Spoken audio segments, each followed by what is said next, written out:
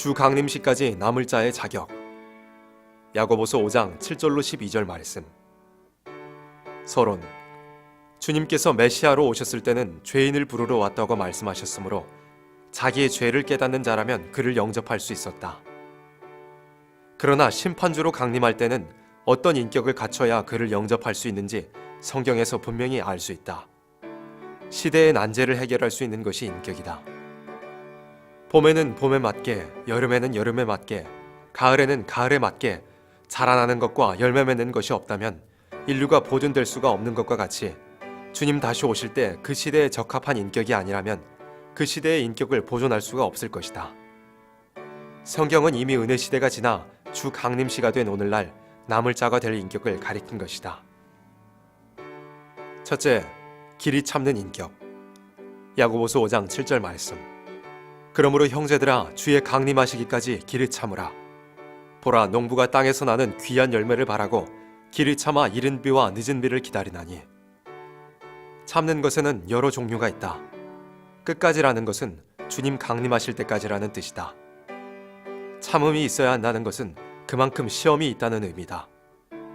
그때는 불법이 성함으로 사랑이 식어진다고 말씀했다. 인내는 남에게 사랑을 받을 때가 아니라 배척을 받고 시험을 받을 때 있는 것이다.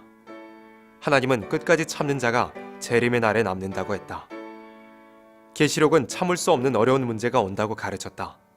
주 재림 시에 참을 수 없는 어려운 난제가 무엇이며 어떻게 해야 끝까지 참을 수 있다는 것을 분명히 가르친 것이다.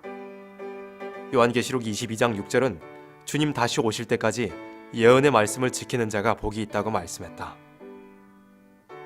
둘째, 마음이 굳센 인격.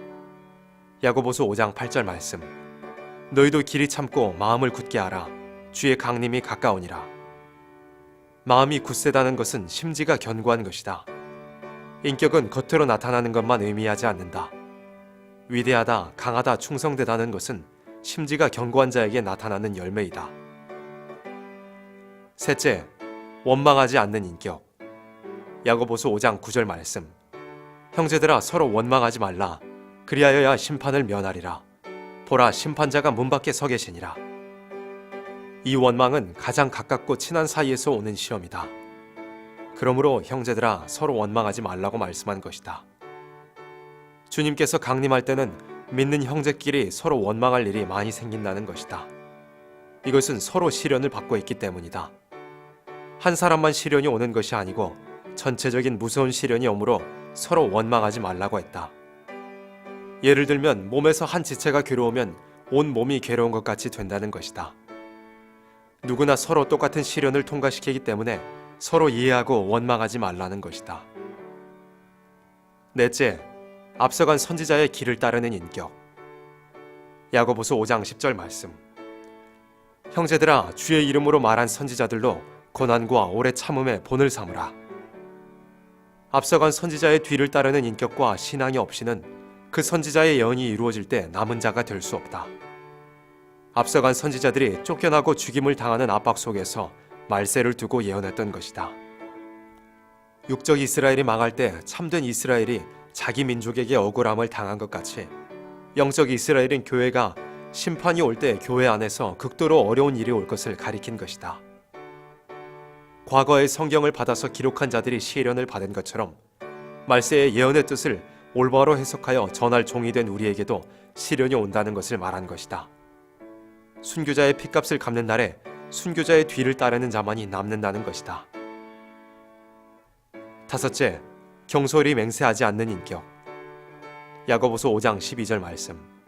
내 형제들아 무엇보다도 맹세하지 말지니 하늘로나 땅으로나 아무 다른 것으로도 맹세하지 말고 오직 너희의 그렇다는 것은 그렇다 하고 아니라 하는 것은 아니라 하여 죄 정함을 면하라. 이것은 그때그때 양심을 따라 그렇다는 것은 그렇다 하고 아니라 하는 것은 아니라 하여 다른 데 치우치지 말라는 것이다. 내가 하겠다고 자신 있게 맹세하지 말고 하지 못한다고 자신 있게 맹세하지도 말라는 것이다. 우리는 그때그때 힘을 다하여 하나님의 뜻에 양심껏 순종할 것뿐이다. 종은 주인의 하는 일에 순종할 뿐이다. 주인이 옳다면 옳은 줄 알고 틀렸다면 틀렸다고 아는 것뿐이다. 결론. 다시 오시는 주님은 원수를 갚아주시되 두 가지로 갚아준다. 주를 영접하는 인격이 있는 자는 상급으로 갚아주고 그렇지 못한 자는 다 형벌로 갚아준다. 심판은 공의로 갚아주는 것을 뜻한다. 갚아주는 일은 사랑이 아니고 공의이기 때문이다.